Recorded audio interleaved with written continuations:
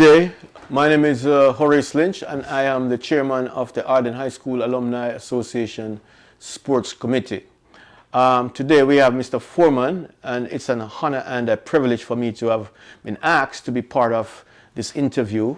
Mr. Foreman, your status as a sportsman, coach, have been well documented, and I want to thank you for allowing the Ardenne High School Alumni Association Sports Committee to interview you for our pop-up Sports Hall of Fame. Thank you, sir. Welcome. So let's get into the questions. Mr. Foreman, when did you happen to attend Ardenne High School?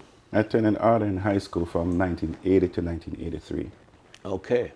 How did you get involved with volleyball, and was that the only sports that kind of tweaked your interest in those days?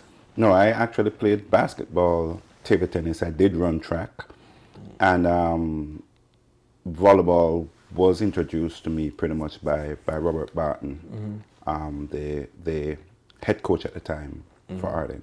Okay. You mentioned Mr. Barton. Apart from Mr. Barton included, well, who were the people, the coaches, the teachers, maybe the peers that inspired you to be the best, sports person that you were in those days? Well, there were two main teachers, and they were, funny enough, they were math teachers. Jono and Fitzy, those two math teachers. You're talking about Fitzroy, Mr. Fitzroy Hall? Correct. Yeah, in fact, his brother was a classmate of mine, Renrick. Oh. Yeah. Okay, excellent.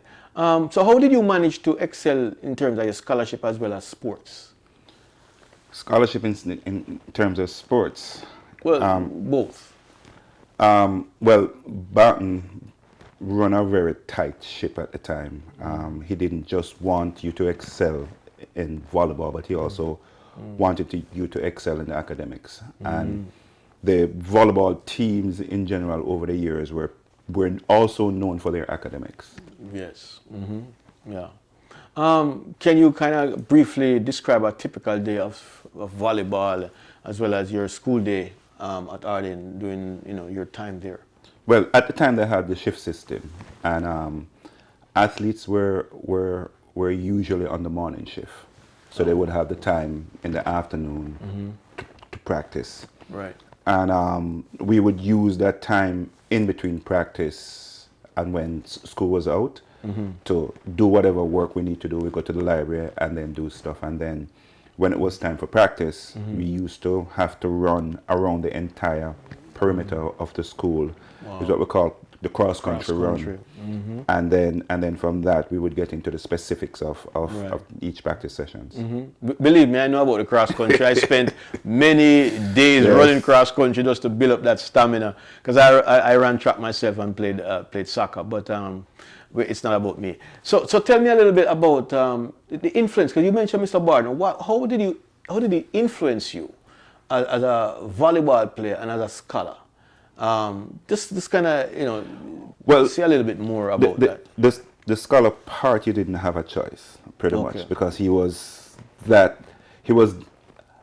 rigid when it came on to your academics. He didn't want you to sacrifice your academics for sports.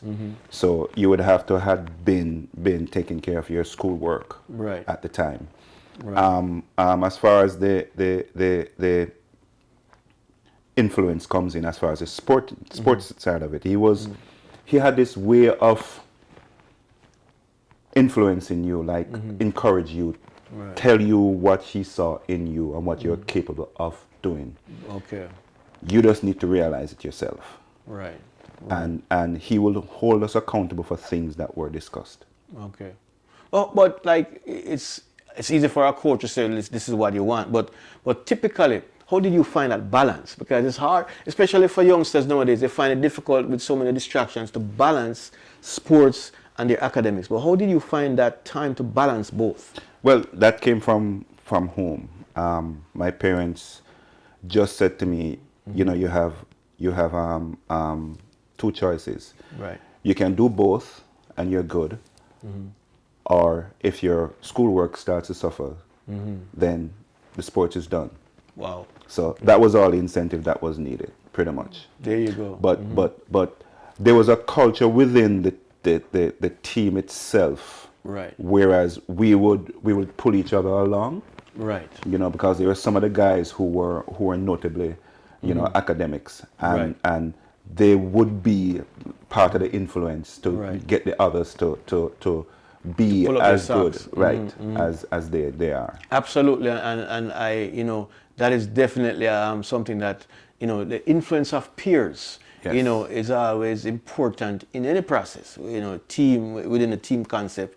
The stronger ones pull up the weaker ones, whether it's academically or just playing the game itself. So excellent. Can you just reiterate a little bit about your playing time with the Jamaica national team?